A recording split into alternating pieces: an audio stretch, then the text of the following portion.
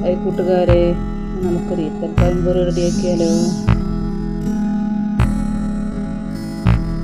ഇതിന് മുന്നേ ചാനലൊന്ന് സബ്സ്ക്രൈബ് ചെയ്ത് സപ്പോർട്ട് ചെയ്യണേ.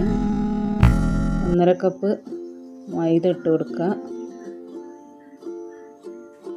ഇതിലേക്ക് കുറച്ച് അപ്പക്കാരം, 1/4 ടീസ്പൂൺ മഞ്ഞൾപ്പൊടി, 1 ടീസ്പൂൺ പഞ്ചസാര, കുറച്ച് ഏലക്കാപ്പൊടി, ഒരു നുള്ളു ഉപ്പ്,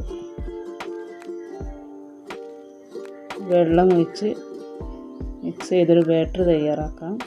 ഇത് 2 മണിക്കൂർ റെസ്റ്റ് ചെയ്യാൻ വെക്കണേ. പിന്നീട് നമുക്ക് ഈത്തപ്പഴത്തിൻ്റെ കുരു കളഞ്ഞെടുക്കാം. ഈ കുരു കളഞ്ഞ ഈത്തപ്പഴം നമുക്ക് ഈ ബാറ്ററിൽ മുക്കി ചൂടായ എണ്ണയിലേക്ക് ഓരോന്നായി ഒഴിച്ചു കൊടുത്ത് പൊരിച്ചെടുക്കാം. ഒരു ഭാഗം ഗോൾഡൻ കളറാകുമ്പോൾ തിരിച്ചിട്ട് കൊടുക്കാം.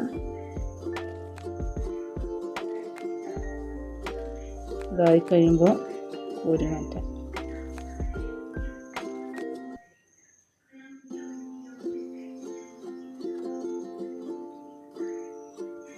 ബാക്കിയുള്ളതും ഇതേപോലെ ചുട്ടെടുക്കാം.